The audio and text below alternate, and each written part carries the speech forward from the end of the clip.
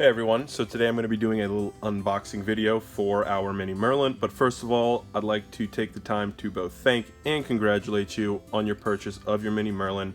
Whatever your reasons for choosing AGS, we're sure that over the course of this detective's life, you're going to save yourself a lot of time, money, and headaches because of your choice.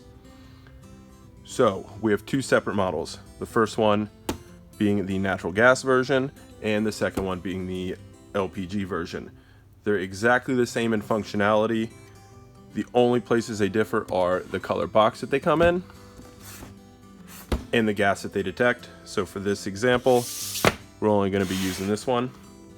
So what's in the box? First thing you're going to see, instruction manual. Do not disregard this. I know we don't like reading instructions. I hate it too, but this isn't some, I don't know, electric can opener. This is a life safety device. If you're installing this now, there's a pretty good chance you're going to be installing more in the future. So take 15 minutes out of your day. I don't know, take this to the bathroom with you next time instead of taking your phone, and you'll walk out an expert. We got wiring diagrams. We got mounting instructions. We got explanations to questions you didn't even know you had yet.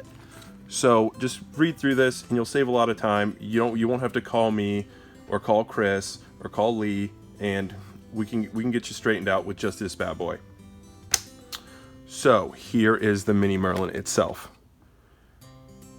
It comes with a clear plastic cover over the TFT screen. You just remove that when you get it.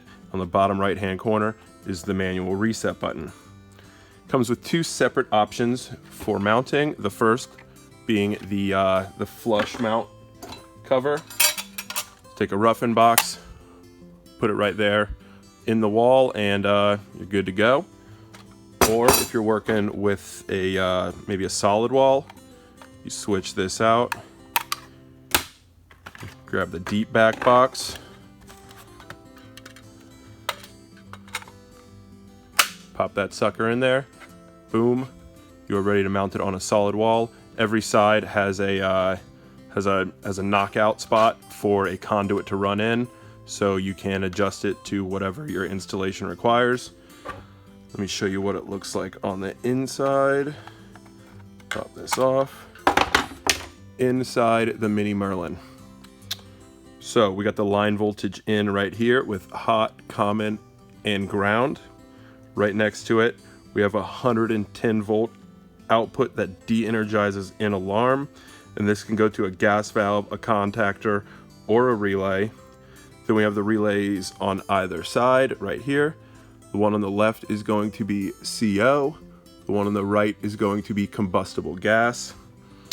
And you take the normally closed and the common to your appliance's external limit switch, and that will shut down when the alarm is tripped.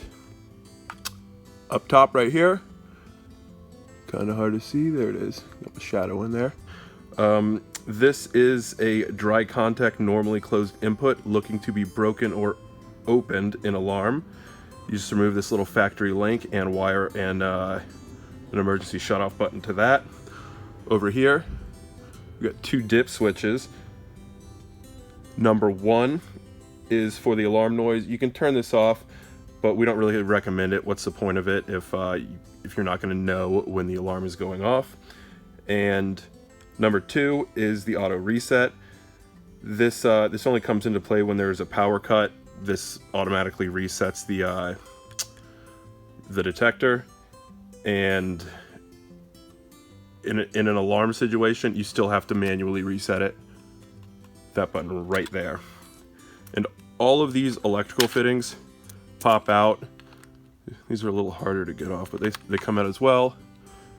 And this just makes it a little easier to install. I got big fingers myself, so I understand. Once you get them wired, you can pop them right back in there. And if you have a fault finding call, please have a multimeter ready. It'll save us both time in the end, and it'll help figure out what the issue was.